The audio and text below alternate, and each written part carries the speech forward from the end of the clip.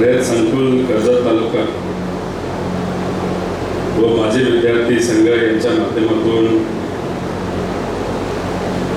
माझा जाहीर नागरी सत्कार याचा जो कार्यक्रम या ठिकाणी ठेवला त्यासाठी मी सर्वांचेच मनापासून आभार व्यक्त करतो। आणि या कार्यक्रमासाठी आवर्जून उपस्थित असणारे आणि दादा पाटील महाविद्यालयाचे प्रमुख संजय नगरकर सर, त्याच्याबरोबर उपस्थित असणारे बाळासाहेब दादा, नामदेव बापू, किरण भाऊ पाटील, त्यांचं सुद्धा मी मनापासून इथं अभिनंदन करतो। ते आता जिल्ह्याचे काँग्रेसचे अध्यक्ष त्या ठिकाणी झालेले आहेत। त्याच्याबरोबर ॲडव्होकेट बाळासाहेबजी शिंदे, खरं तर मध्येच त्यांनी सत्कार घेतला, पण दादांबरोबर शाळेचा टाइम त्यांनी स्पेंड केलेला आहे आणि त्या शाळेत ते एकत्रित त्या ठिकाणी होते। अजयदादांचे अतिशय निकटवर्गीय म्हणून आम्ही त्यांना ओळखायचो आणि त्यांच्या पक्षाचे प्रमुख उपस्थित असणारे तात्या ढेरे असतील, बापूसाहेबजी काळदाते, या कार्यक्रमासाठी त्यांनी पुढाकार घेतला व आपण सर्वांनी त्यांना मार्गदर्शन आणि मदत केली। दीपक भाऊ शिंदे, नितीनजी दांडे, पूजाताई सूर्यवंशी, त्याच्याबरोबर तनपुरे सर, विजय नाना, त्यानंतर वांगडे सर, काका गुरखे, तसंच प्रकाश भाऊ दांडे, ऋषिकेश, रजाकबाई जाडेकरी असतील, खरं तर उपस्थित सर्वच मान्यवर रघुबाबा असतील व सर्व पदाधिकारी, कार्यकर्ते, रयत सेवक, शिक्षक, शिक्षकेतर कर्मचारी, विद्यार्थी, सरपंच सदस्य, पत्रकार, उपस्थित असणारे सर्व बंधू आणि भगिनी, 3 वर्षापूर्वी आदरणीय पवार साहेबांच्या मार्गदर्शनाखाली माझ्यासारख्या एका सामाजिक कार्यकर्त्याला रयतचं सदस्य म्हणून काम करण्याची संधी मिळाली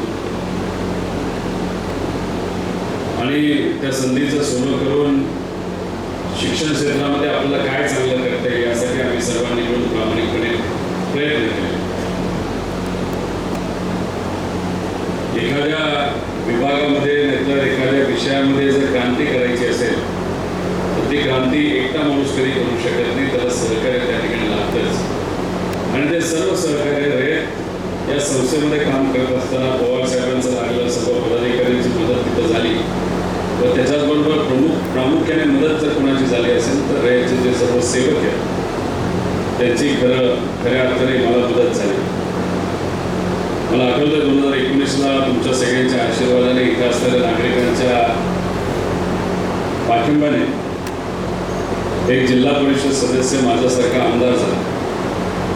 आमदार झाल्यानंतर रयतचे जे काही शाळा असतील, कॉलेजेस असतील, तिथे मी गेलो, तिथं असणाऱ्या सदस्यांची माझी चर्चा झाली, पालकांची चर्चा झाली। सगळ्यांचीच भावना होती कुठे ना कुठेतरी बदल हा शैक्षणिक क्षेत्रामध्ये झाला पाहिजे। जिल्हा परिषदच्या शाळेमध्ये 5वी पर्यंत आपण शिकतो, पण मग शिक्षण झाल्यानंतर आपल्याला कुठेतरी माध्यमिक नाहीतर ज्युनियर कॉलेजसाठी दुसऱ्या एखाद्या शाळेमध्ये जावं लागतं। मग दुसरी शाळा कुठली या भागातली, तर सगळ्यात पहिलं नाव जर घेतलं जात असेल तर रयत हे नाव घेतलं जातं। कर्मवीर भाऊराव अण्णांनी बहुजन समाजाच्या मुलामुलींना शिकता यावं यासाठी अतिशय मनापासून प्रयत्न केले, कष्ट घेतले, त्यांच्या लोकांनी विश्वास ठेवला आणि मग त्या काळामध्ये सुरू झालेली संस्था आज जर बघितलं तर देशातली सगळ्यात मोठी संस्था म्हणून तिथं ओळखलं जातं। आणि मग सगळ्या पालकांशी बोलल्यानंतर त्यांचं मत आलं की इथं अनेक अडचणी ते आपल्याला सोडवाव्या लागतात। शाळेमध्ये गेल्यानंतर विद्यार्थ्यांना आणि विद्यार्थींना शौचालय नव्हते, मग शौचालय आपल्याला बांधायचे होते। मग काही ओळखीच्या कंपनींना विनंती करून त्यांच्याशी चर्चा करून CSR आपण कर्जत आणि जामखेडमध्ये रयतचे जे काही संकुल आहे तिथं मोठ्या प्रमाणात आहे। 3.5 कोटी रुपये खर्च करून सर्व रयतचे जे संकुल आहेत त्याच्यामध्ये माध्यमिक असून नाही तर आपलं ज्युनियर कॉलेज नाही तर असे दादा पाटील सारखे महाविद्यालय असतील तिथं आपण 3.5 कोटी रुपये CSRच्या मदतीने खर्च करून तिथं मुला मुलींसाठी आणि शिक्षकांसाठी शौचालय तिथं बांधू शकतो. त्याच्याचबरोबर बऱ्याच लोकांचं मत होतं यायला जायला अडचणी येतात, मुलींना अडचणी येतात, मग आपल्याला काय करता येईल. तर मग सगळ्या शिक्षकांशी बोललो, कार्यकर्त्यांशी बोललो, मग आपण 10,000पेक्षा जास्त सायकली कर्जत जामखेडमध्ये असणाऱ्या विद्यार्थ्यांना न जात बघितलं, धर्म बघितला, न पार्टी बघितली, फक्त माणुसकी बघितली आणि मुलांना कुठेतरी शिक्षणाला मदत व्हावी आणि आपल्या कर्जत जामखेडमधून असणारी मुलं उद्या जाऊन सायंटिस्ट व्हावे, डॉक्टर व्हावे, बिझनेसमॅन व्हावे, काहीतरी चांगलं व्हावे. जे आई वडिलांचं स्वप्न आहे ते मोठा भाऊ म्हणून ते मी बघितलं आणि जमेल तेवढं तिथं मदत सायकलच्या मदतीने तिथं करण्याचा प्रामाणिकपणे प्रयत्न केला. त्याचा फायदा सुद्धा बऱ्याच विद्यार्थ्यांना झाला असं तिथं मी नमूद करू शकतो. त्याच्याबरोबर या भारतामध्ये या राज्यामध्ये आपल्या मतदारसंघाच्या बाबतीत चांगली चर्चा शिक्षण क्षेत्रामध्ये व्हावी यासाठी एक जिल्हा परिषद शाळा आपल्याला चांगली कशी करता येईल हे दाखवून देण्यासाठी 4 कोटीपेक्षा जास्त निधी हा आपण आपल्या मिरजगावच्या जिल्हा परिषदच्या शाळेमध्ये तिथं टाकला. त्याचं कामही बऱ्यापैकी झालेलं आहे आणि काय अर्ध राहिलेलं काम आता तिथं सुरू होणार आहे. 100 वर्षापूर्वीची शाळा आता तुम्ही जर जाऊन तिथं बघितलं एखाद्या प्रायव्हेट शाळेसारखी आपल्या सगळ्यांना जाणं. बऱ्याच शाळेमध्ये आपण कम्प्युटर दिले, दादा पाटील महाविद्यालयामध्ये कम्प्युटर दिले. दादा पाटील महाविद्यालयामध्ये जेव्हा अख्ख्या देशाची कुस्तीची स्पर्धा घ्यायचं ठरलं, बऱ्याच लोकांचं मत होतं की कर्जतमध्ये हे काय जमणार नाही, कर्जत जामखेड अतिशय मागास हा परिसर असल्यामुळे इथं आपल्याला देशाची स्पर्धा ती सुद्धा कुस्तीची स्पर्धा घेता येणार नाही आणि महिलांची. आणि मग नगरकर सर असतील, इतरही सर्व भुजबळ सर असतील, यांनी सगळ्यांनी पाठपुरावा केला आणि पाठपुरावा केल्यानंतर आपल्याला युनिव्हर्सिटी पुणे याच्याकडनं परवानगी मिळाली. मग इतर राज्यांची आपली चर्चा झाली, त्यांना फक्त एवढंच सांगितलं की या पवित्र भूमीमध्ये तुम्ही एकदा येऊन बघा, इथली लोक तुमचं योग्य असं स्वागत केल्याशिवाय राहणार नाही आणि इथं असणाऱ्या मुलींचं तिथं जे काही सुखसुविधा आपल्याला द्यायची आहे ती पूर्णपणे आम्ही देऊ. आणि सगळे लोक जेव्हा अख्ख्या देशातले इथं आले त्यांचं एवढंच मत आलं की आत्तापर्यंत एवढ्या स्पर्धा झाल्या पण कर्जतसारखी स्पर्धा अजूनपर्यंत या देशामध्ये कुठेही कुठे झाली. त्यामुळे त्या स्पर्धेला मदत करणं असो, शिक्षकांचे विविध काही सांस्कृतिक कार्यक्रम असतात त्याला थोडंसं मदत करणं असो, आदरणीय पवार साहेबांच्या पाठीमागे लागून रयतचे जे चेअरमन आहेत नाही तर इतरही सर्व सदस्य आहेत त्यांना विनंती करू मोठ्या प्रमाणात आपण या क्षेत्रामध्ये काम करू शकतो. नगरकर सर सातत्याने या आपल्या दादा पाटील महाविद्यालयामध्ये काहीतरी चांगलं व्हावं यासाठी प्रयत्न करत असतात. कदाचित त्यांनी सांगितलं नाही सांगितलं मला माहीत नाही, मी काही गोष्टी वाचत होतो, पण गेल्या 4 वर्षांमध्ये आपण पाठपुरावा केल्यामुळे नगरकर सरांसारखे चांगले शिक्षक तिथं असल्यामुळे आणि सर्व सेवक चांगले असल्यामुळे आपल्या या महाविद्यालयामध्ये आत्तापर्यंत गेल्या 4 वर्षांमध्ये आपण 33 कोटी रुपये खर्च करून इथं इन्फ्रास्ट्रक्चर उभं केलेलं आहे. त्यामुळे तसं बघितलं तर शैक्षणिक खर्च जो सरकारकडनं केला जातो ते बाजूला ठेवूया, पण माझा व्यक्तिगत कर्जत आणि जामखेडमध्ये सेवा म्हणून आणि माझ्या परिचयाचा उपयोग करून काही कंपनीला सांगून CSR देऊन आम्ही स्वतः तिथं 20 कोटीच्या आसपास सहकार्य सरकारने व्यक्तिगत सहकार्य फक्त शिक्षणाच्या बाबतीत कर्जत आणि जामखेडमध्ये गेल्या 6 वर्षांमध्ये तिथे केलेलं आहे. रयत सोडून रयतने आपलं जर धरलं तर आपण कुठे 50-60 कोटीपेक्षा जातो सरकारी निधी सोडून. तुम्ही फक्त विचार करा 2019चा आधीचा काळ आणि नंतरचा काळ. कारण का राजकारण करत असताना आपण वेगवेगळ्या पद्धतीचं राजकारण करू शकतो. सगळ्यात सोपं राजकारण कुठलं असेल तर जातीपातीचं राजकारण सगळ्यात सोपं. एखाद्या समाजाला पेटवलं की दुसरा समाज ऑटोमॅटिकली दुसऱ्या व्यक्तीला तिथं पाठबळ देतो नाही तर निवडून देतो. त्याच्याचबरोबर जाती धर्माचा जर आपण विषय घेतला तर तसंच आहे, फार सोपं आहे. 4 वर्ष 4.5 वर्ष दिसायचंही नाही आणि मग 4.5 वर्षानंतर कुठेतरी दिसायला लागायचं, कडक कपडे घालायचे, लोकांत जायचं, चर्चा करायची, दाखवायचं आणि त्यात कुठेतरी आमच्या आसपास काही लोक तिथे येतात. मग कधी कधी असं वाटतं की जे सामाजिक काम आपण करत असतो ते करत असताना खरंच लोकांना त्याचा फायदा होतो. कारण 19च्या आधी इथं येणं अधिकारी सुद्धा नाही म्हणायचे, रयतमध्ये सुद्धा यायला बरेच लोक नाही म्हणायचे. तहसीलदार येत नव्हता, प्रांत येत नव्हता, त्याचबरोबर तुमचे फॉरेस्टचे अधिकारी येत नव्हत्या, आपली नगरपालिका असेल, नगर परिषद असेल, तिथं अधिकारी यायला नाही म्हणत होते. दवाखान्याची परिस्थिती काय होती तुम्ही तिथं बघा. आज दवाखाने आपल्या कर्जत जामखेडमध्ये आपण जे केलेले ते दवाखाने आज या राज्यात कुठंच तुम्हाला दिसणार नाही, असे शासकीय दवाखाने आपण तिथे केलेले आहेत. ह्या सगळ्या गोष्टी का करतो? कारण एक तर आपली जी काही परिस्थिती असते पालक म्हणून, ठीक आहे, पूर्वी आपण शिकू शकलो नाही, आपल्या शाळेत जाता आलं नाही तर शाळेत गेलो तरी आपल्याला कुठं संधी मिळाली नाही. त्यामुळे कुठंतरी आपल्या मनामध्ये असं असतं की अरे आपण मागे पडलो का नाही. आपण शेती करतो, छोट्या मोठ्या दुकानात काम करतो, एखादं दुकान टाकले त्यात कसं तरी काहीतरी काम करून आपलं परिवार आपण चालवत असतो. पण शेवटी आपलं मनातलं राहिलेलं स्वप्न आपण कोणाच्या माध्यमातून पूर्ण करण्याचा प्रयत्न करतो तर आपल्या मुलामुलीच्या माध्यमातून. आता समजा मुला मुलींच्या बाबतीत सुद्धा पूर्वी झालं तसंच जर झालं, मग तुमची जी परिस्थिती तीच मुला मुलींची परिस्थिती होणार आहे. त्यामुळे विजन आपण जेव्हा मनामध्ये ठेवून काम करत असतो त्याच्या मागे एकच हेतू असतो. पूर्वी काय झालं हे आम्हाला माहीत नाही, पण काय झालं हे समजून घेऊन पुढच्या पिढीला मात्र त्या ठिकाणी अडचण येणार नाही याची दक्षता घेणं, यालाच आपण विजनरी नेतृत्व त्या ठिकाणी म्हणतो. विजन मनामध्ये ठेवून काम करणं हे महत्त्वाचं असतं. आणि तेच काम कर्जत जामखेडमध्ये या सर्व लोकांबरोबर, या पदाधिकारी कार्यकर्त्यांबरोबर राहून तिथं मी केलेलं आहे. त्यामुळे शैक्षणिक क्षेत्रामध्ये कुठेही आपण तिथं दुर्लक्ष केलेलं नाही. आणि उद्या जर कुणी चॅलेंज केलं तर आपण या बाबतीत बोलू शकतो, कारण का आम्ही चॅलेंज घेणारे माणसं आहोत, आम्ही घाबरणारी माणसं नाही. कधी काय करायचं असेल तर प्रामाणिकपणे करायची, कुठली अपेक्षा त्यातून तिथे ठेवायची नाही. आरोग्य बाबतीत तसंच आहे. कोविडच्या काळामध्ये आपण जर बघितलं तर कोविड काळ आपण वेगळा केला, कारण का या राज्यामध्ये कधीच कोविडच्या काळामध्ये जेवढं काम आपल्या कर्जत जामखेडमध्ये झालेलं आहे व्यक्तिगत खर्चातून, शासकीय खर्च नाही, ते या महाराष्ट्रामध्ये कुठेही तिथं झालं नाही. तुम्हाला अजूनही बघायचं तर बघा, 28,000 लोकांना आपण सेवा देऊ शकतो. फक्त आपण त्याची जाहिरात केली नाही त्याचं कारण असतं की एखादा व्यक्ती अडचणीत असेल तर त्याची खूप जाहिरात करून आपल्याला चालत नसतं. पण त्या काळामध्ये ज्या अडचणी आपल्याला जाणवल्या की आपल्याला टेम्पररी तिथं हॉस्पिटल करावं लागलं, तिथं ऑक्सिजन आणावं लागलं, या सगळ्या गोष्टी बघून आपण शांत बसलो नाही. लगेचच्या लगेच आपण 3 हॉस्पिटल मंजूर करून आणलं. एका मतदारसंघामध्ये 3 उपजिल्हा रुग्णालय असणारं कुठलंच दुसरं मतदारसंघ या महाराष्ट्रामध्ये तुम्हाला सापडणार नाही जो आपला कर्जत जामखेड आहे. एक कर्जतला आहे, एक मिरजगावला आहे आणि एक आपलं जामखेडला आहे. फक्त ते लवकर सुरू व्हावं यासाठी आम्ही प्रयत्न करतो. उद्या जाऊन चुकून असं व्हायला नाही पाहिजे, पण चुकून जर कोविडसारखी महामारी आली तर मग आपल्याला एवढी जागा आहे की उद्या जाऊन आपल्याला टेम्पररी कधी काय करायची जरूरत नाही.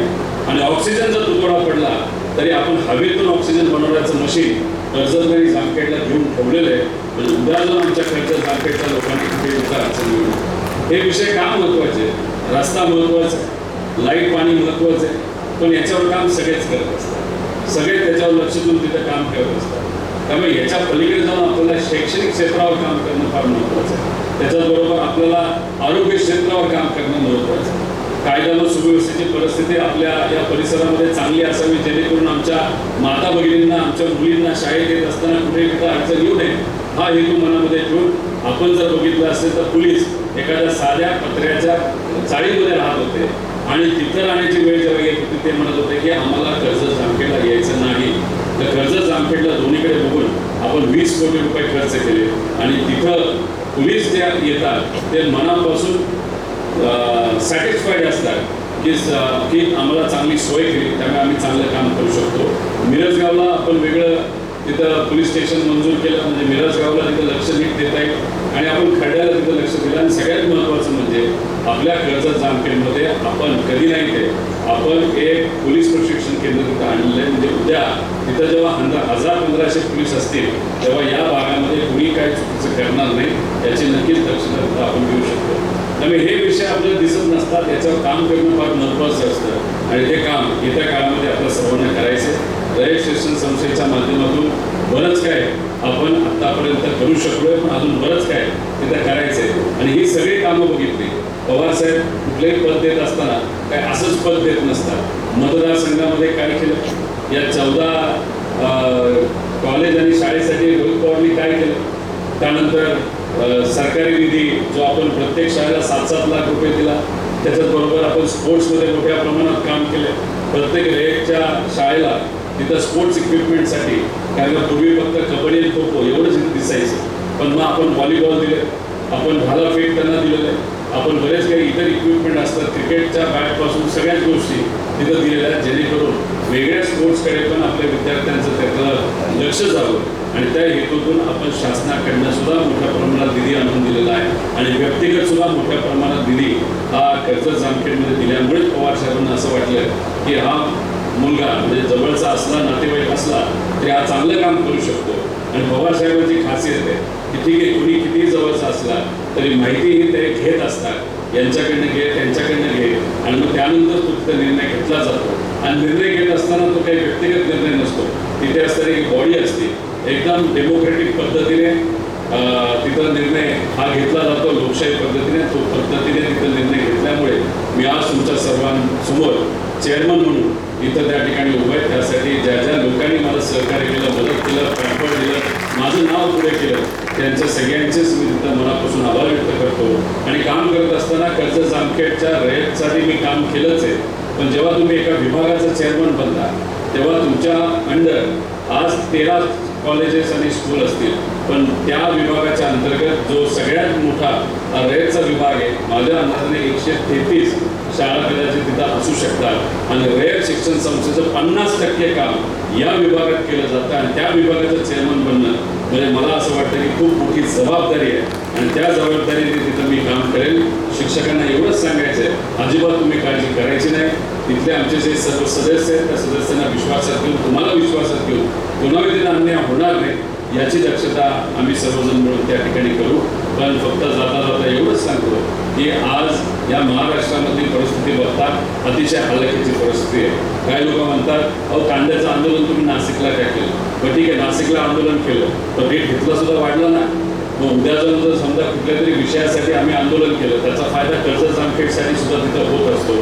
त्यामुळे उद्या जाऊन महाराष्ट्रासाठी आणि अजितदादांना न्याय देण्यासाठी त्याच्याचबरोबर आज जी काय महाराष्ट्राची परिस्थिती आहे त्या अनुषंगाने तिथं मला कर्जत जामखेडच्या बाहेर जास्त राहावं लागतं. पण हे जे सर्व पदाधिकारी आहेत, आमच्या ऑफिसची सगळी टीम आहे ती तुमच्या सेवेसाठी त्या ठिकाणी 100% असेल. व्यक्तिगत काही प्रमाणात कामं ही मागे पडत असतील तर ते पडत असतील जेव्हा केव्हा येतो की मी प्रामाणिकपणे सोडण्याचा प्रयत्न करतो. बरेच लोक सातत्याने मला भेटत असतात, त्याच्याचबरोबर काही लोक मला फोनवर सांगत असतात.